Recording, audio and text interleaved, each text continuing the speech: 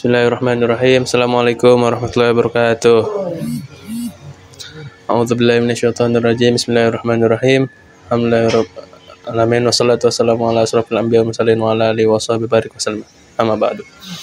Kembali lagi saya membawakan buku 20 Sebab Pria karangan Dr. Salman Fad Al-Audah, yang mana di dalam bukunya terdapat bab yang berjudul menampakkan giroh keagamaan. Di antara hal yang tergolong demikian itu ialah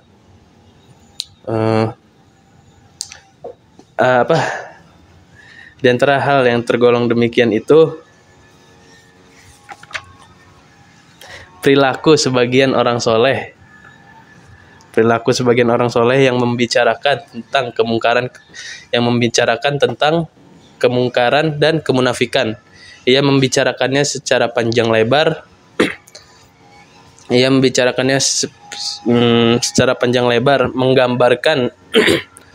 Menggambarkan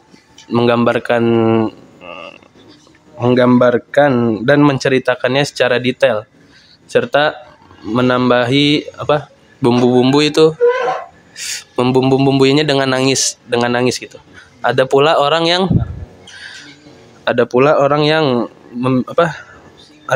yang melakukannya dengan cara mencerca, menyumpahi dan mengancam, serta melebih-lebihkannya seakan-akan ia hendaknya berbicara gini: aku adalah orang yang sangat gemas terhadap orang-orang yang melakukan perbuatan-perbuatan haram. Aku sangat marah karena Allah, Rasulnya, dan orang-orang mukmin. Padahal ia tidak menyadari bahwa perilaku yang diperbuatnya itu ialah riya dan sum'ah. Lebih besar dosanya daripada kemungkaran yang ia ingkari. Dengan penuh agitasi yang berkoar-koarnya itu. Semoga kita dijauhkan dari hal-hal tersebut. Mungkin cukup.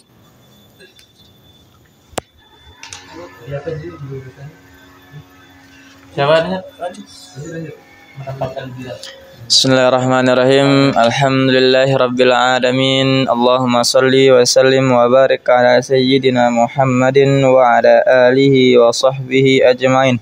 Farabbi shrah li sadri wa yassir li amri wahlul 'uqdatam min lisani yafqahu qawli. Baiklah, saya akan menyimpulkan buku yang berjudul Agar Selamat Sampai di Surga Allah, karangan Mansur Abdul Hakim. Saya akan membahas tentang sahabat Abu Bakar As-Siddiq. Beliau adalah salah satu dari dua orang yang berada di Gua Sur. Kenapa dijuluki As-Siddiq? Karena beliau selalu membenarkan perkataan Rasulullah SAW. Sebuah cerita ketika Rasulullah pergi ketika malam Isra Mi'raj, ketika tidak ada orang yang percaya dengan Rasulullah, Abu Bakar sendiri yang membenarkan perkataan Rasulullah SAW. Bahkan Abu Bakar dijamin masuk surga oleh Rasulullah SAW. Abu Bakar juga terkenal dengan kedermawanannya. Rasulullah bersabda, saya tidak pernah merasakan harta kekayaan seperti merasakan harta dari Abu Bakar. Maksudnya di sini adalah sangat banyak atau sangat begitu besar pengorbanan Abu Bakar di dalam menginfakkan hartanya di jalan Allah Subhanahu wa taala. Ya, beliau ini termasuk orang yang dermawan dan banyak berkorban. Bahkan disebutkan maksud ada di surah Al-Lail itu, yang dimaksud di sana mufasir sepakat bahwa yang dimaksud dengan yang menginfakkan hartanya di sana itu adalah Abu Bakar. Karena kedermawanan beliau. Beliau juga sangat pemberani.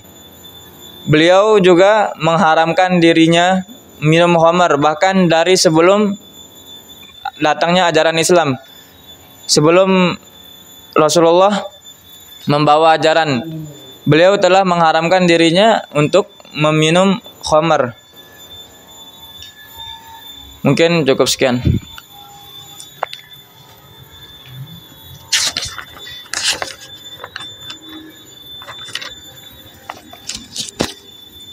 Bismillahirrahmanirrahim.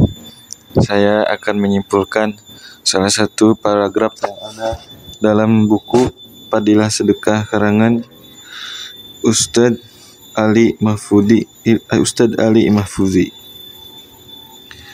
Allah Subhanahu wa taala telah berfirman dalam surat Al-Baqarah ayat 245 yang berbunyi, "Man dzalladzi yuqridullaha qardan hasana fayudha'ifahu lahu adha'afan katsira.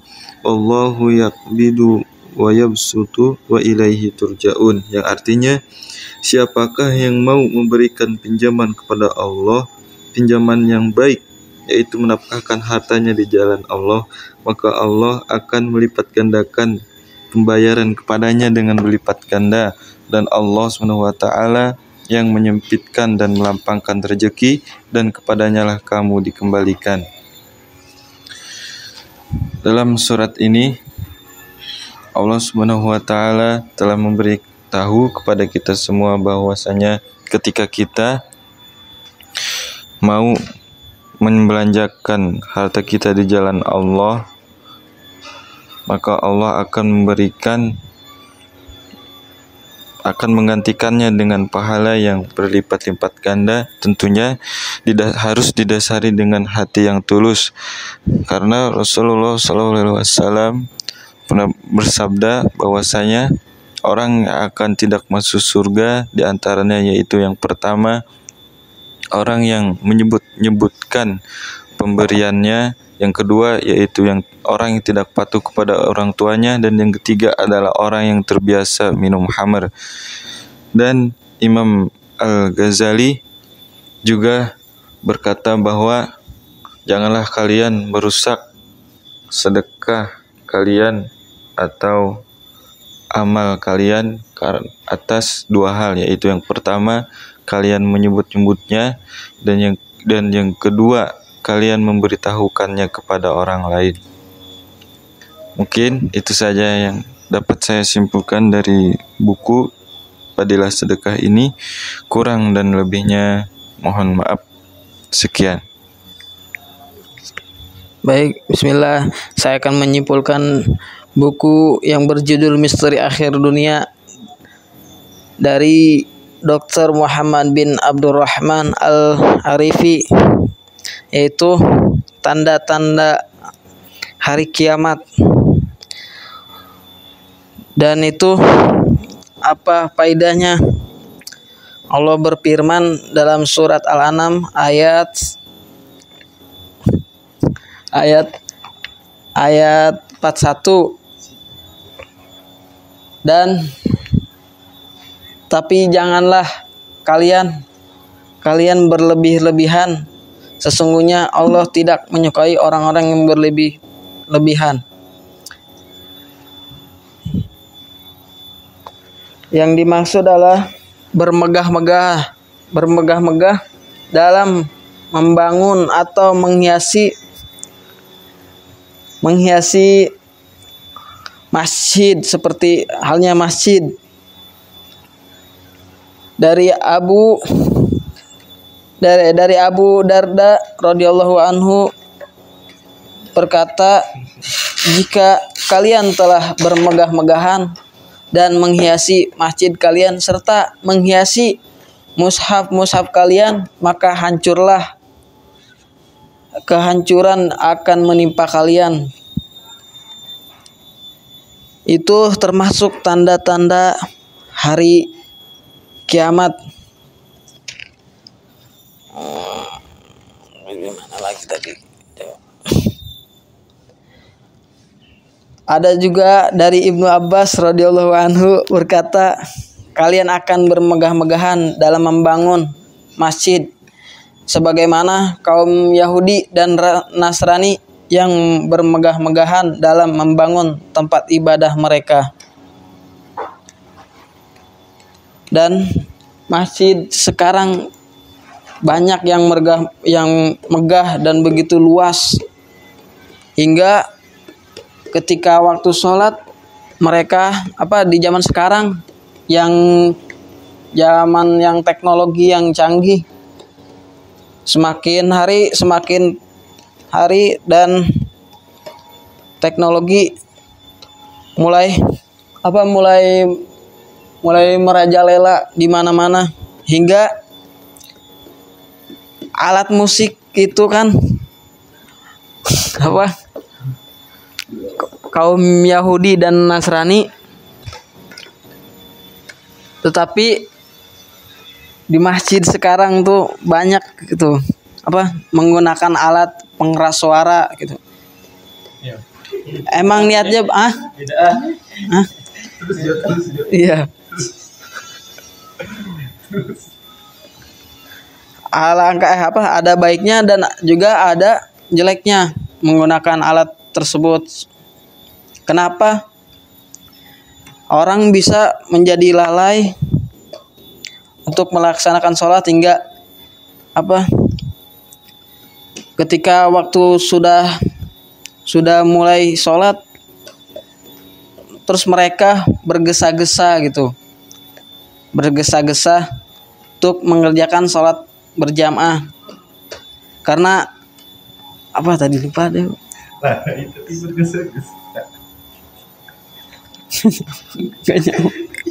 Kok gak nyambung?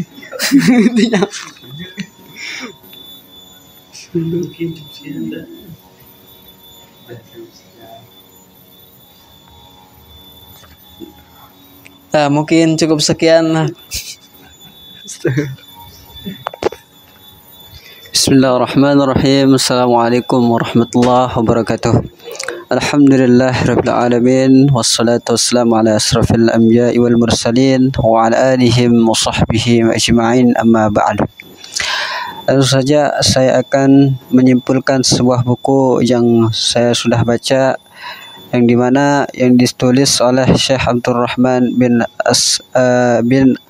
Nasir As-Sa'di dan dengan judul Faedah dari Kalimat Nubuwah. Dan buku ini berisi 99 hadis pilihan, dan di mana saya bisa mengambil atau bisa menyimpulkan dari buku ini adalah yang berjudul tentang takwa. Jadi takwa adalah, tentu saja sering kita dengar bahwa menjalankan sebuah perintah Allah Subhanahu wa taala dan menjauhi segala larangan-larangannya. Dan juga takwa juga pernah kita dengar, yaitu berserah diri kepada Allah Subhanahu wa taala. Dan ini adalah salah satu yang sangat kita miliki dalam diri kita, karena sebaik-baik bekal adalah takwa, dan takwa ini adalah salah satu bekal untuk kita bisa menghadapi Sang Pencipta, yaitu Allah Subhanahu wa taala. Karena dengan takwa adalah salah satu yang bisa kita untuk dimasukkan ke dalam surganya Allah Subhanahu wa taala. Dan sebagaimana yang diriwayatkan dari Imam Al-Ghifari, sebagaimana yang dijelaskan dalam hadisnya, an Abi Dzarrin Al-Ghifari radhiyallahu anhu qala Rasulullah sallallahu alaihi wasallam ittaqillah haitsuma kunta wa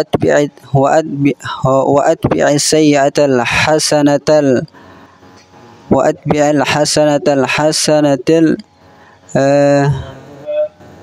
tam'uha wa khaliqin nas bi khuluqin hasanin, rawahul Imam Ahmad wa Tirmizi. Yang artinya dari Abu Dzar radhiyallahu anhu, semoga Allah meridhoinya, Rasulullah SAW beliau bersabda, bertakwalah kalian di mana saja engkau berada, dan iringilah keburukan dengan kebaikan, niscaya akan menghapuskannya. Dan bergaullah bersama manusia dengan akhlak yang baik. Hadis riwayat Imam Ahmad dan At-Tirmizi. Dan di mana hadis ini adalah salah satu hadis yang sangat agung, dan di mana isinya adalah tentang bertakwa kepada Allah Subhanahu wa taala. Dan takwa adalah sebuah yang pernah Allah wasiatkan kepada orang-orang terdahulu maupun orang-orang yang akan datang. Karena takwa ini juga sangat penting, kita harus memilikinya. Dan dimanapun kita berada, maka kita selalu menanamkan yang namanya takwa ini. Dan mungkin itu saja yang saya bisa simpulkan dari buku yang saya baca. Kurang dan lebihnya mohon dimaafkan. Kalau ada kata-kata saya salah, itu datangnya dari saya pribadi, dan kalau ada kata-kata saya benar, itu datangnya dari Allah Subhanahu wa taala. Wallahu muwaffiq ila aqwamit thoriq. Wassalamualaikum warahmatullahi wabarakatuh. Bismillahirrahmanirrahim. Assalamualaikum warahmatullahi wabarakatuh. Sedikit kesimpulan dari buku Pemuda yang Dirindukan Penduduk Bumi dan Langit. Ada subjudul yang berjudul Ramah dan Lemah Lembut, di mana di buku itu dianjurkan kita untuk berlaku lemah lembut, berlaku sopan santun, berlaku pemaaf. Teman-teman sekalian yang dimuliakan oleh Allah Subhanahu wa taala, dan juga telah kita ketahui bersama bahwasanya 3 amalan yang mana ganjarannya tidak terhingga, yaitu memaafkan orang lain, kemudian bersabar, dan yang terakhir adalah puasa. Semoga teman-teman yang sedang menjalankan ibadah puasa diberikan ganjaran yang tak terhingga oleh Allah Subhanahu wa taala. Kemudian juga yang selanjutnya adalah pemaaf, yang mana ada kisah yang sudah familiar yang kita telah sering dengar bersama. Ada salah seorang sahabat yang beliau tidak punya amalan khusus seperti baca Quran, sholat qiyamul lail, apalagi sholat berjamaah di saf paling depan gitu ya. Gak punya amalan khusus, tapi beliau setiap harinya rutin sebelum tidur memaafkan setiap orang yang menyakiti beliau, sehingga beliau itu dikategorikan orang-orang yang berada di surganya Allah Subhanahu wa taala karena sikap memaafkan itu. Berarti benar, faman afa wa aslaha fa ajruhu 'ala Allah. Maka barang siapa yang dia memaafkan kemudian melakukan perbaikan, maka ganjarannya hanya Allah yang mengetahuinya. Semoga kita semua juga bisa menjadi pribadi-pribadi yang pemaaf dimanapun kita berada. Kemudian yang selanjutnya adalah sabar, yang dimana innama yuwaffas sabiruna ajrahum bighairi hisab. Bahwasanya Allah berfirman, sesungguhnya orang-orang yang sabar itu akan diberikan ganjaran yang tidak terhingga. Itu juga kita perlukan, terutama ketika menghafal, ketika menjalani kehidupan kita. Tentunya setiap orang mempunyai ujian yang berbeda-beda. Yang A pasti berbeda dengan yang B. Tapi itu semua tidak terlepas dari kadarnya Allah, tidak terlepas dari takaran yang telah Allah berikan kepada kita semua. Bahkan Nabi Muhammad SAW pernah bersabda, innallaha rafiqun yuhibbur rifqa wa yu'ti ala rafqi ma la yu'ti ala anafi. Jadi bahwasanya Allah Subhanahu wa taala sendiri adalah sosok yang maha lemah lembut. Buktinya saja, kalau Allah tidak berlemah lembut, maka orang kafir di dunia ini tidak akan pernah bisa merasakan seteguk air. Ya, itu berarti bukti Allah Subhanahu wa taala maha pemurah dan maha lemah lembut. Dan Allah mencintai orang yang berlaku lemah lembut. Dan Allah memberikan sesuatu kepada orang yang berlemah lembut yang tidak diberikan kepada orang yang berperangai kasar. Dan semoga juga dengan dekatnya kita, interaksi kita yang selalu kita lakukan, yaitu seringnya membaca Al-Quran, murojaah dan lain sebagainya, menjadikan kita pribadi-pribadi yang berlembut hati. Dan dengan berlembut hati itu semoga juga kita dapat menggapai ridhonya Allah Subhanahu wa Ta'ala. Kemudian yang berikutnya adalah di buku itu dituliskan menjadi pribadi yang penuh inspirasi, yang mana penulis ini mengambil sumber rujukan dari hadis bahwasanya sebaik-baik manusia adalah orang yang bermanfaat bagi yang lainnya. Jadi bisa kita ambil pelajaran bahwasanya kita harus berupaya dimanapun kita berada menjadi sosok yang energik dalam artian kita fokus terhadap apa yang kita jalankan, kemudian tetap semangat meskipun orang-orang di sekitar kita sedang tidak memiliki semangat itu. Demikian, semoga bermanfaat. Assalamualaikum warahmatullahi wabarakatuh.